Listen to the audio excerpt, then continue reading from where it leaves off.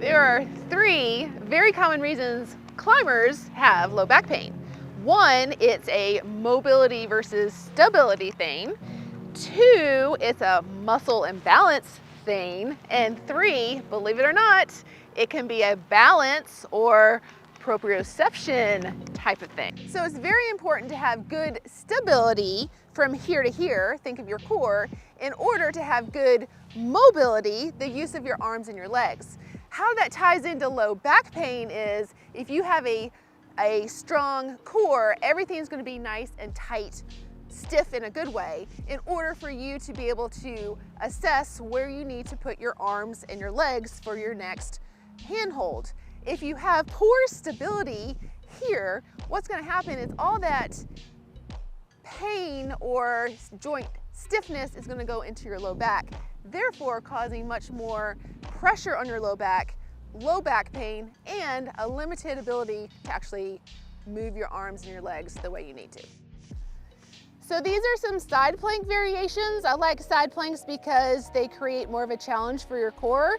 So here's your classic side plank with just your knee bent. You want to make sure your elbow is right underneath your shoulder. You want to make sure your hips are in line with the rest of your body. You can do it starting off on your knee. You can raise your arm up in the air. You can also do some clamshells, kind of activating both the top glute as well as the bottom. You can do the side plank on both feet, again making sure that your glutes are engaged by thrusting your hips forwards. Raising a kettlebell upside down provides an instability, so your shoulder has to fight for that stability as well as your core. And that's what we're trying to do, is create stability in order to create more mobility. So you can pinch that shoulder blade up and down while keeping that kettlebell above your head. Your next one is your classic plank with either your elbows underneath your shoulders again, or your hands underneath your shoulders, and then creating a wider base of support with your legs and lifting your arms up and down. You can also get in your classic bear crawl position and hang out here, kind of get the quads involved a little bit more with your core. Muscle imbalances also contribute to low back pain. If you've been climbing multiple days in a row, or if it's bouldering season, you may actually be walking around like this without knowing it. Your hip flexors have become super tight and your glutes aren't doing anything at all. So what you want to make sure you do is engage your glutes, and that causes an opposing force on your hip flexors, helps with your posture, also helps you climb a little bit closer, your hips a little bit closer to that rock, taking again the pressure off your low back and using your legs and your arms as your mobility tools. Focusing on your hip hinge, are you able to basically hinge from your hips and not your low back? A lot of times we try to find that mobility from our low back, that's where we want to stay nice and stable versus hinging from our hips.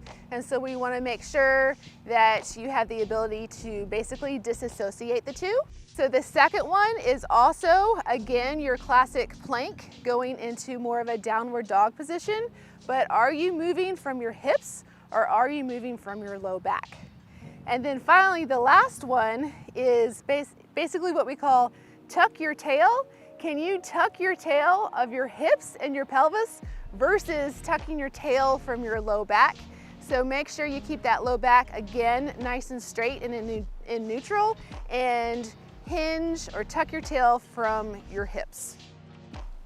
Another contributing factor to low back pain, believe it or not, is balance, or a bigger word, which is proprioception.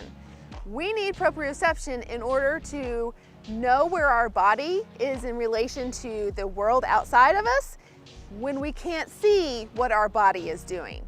Case in point, if you stand on one foot, pretty easy. If you close your eyes, you can't see your foot, and it becomes a whole lot harder. So imagine you're on a rock and you can't see where your foot is as far as a hold, and you have to reach with the opposite hand for another hold.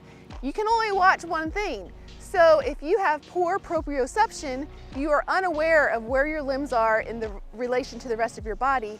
This can contribute to a whole lot more pressure on your back and the joints in your back. These exercises help challenge your proprioception, which again goes along with your core. So this is your classic bird dog.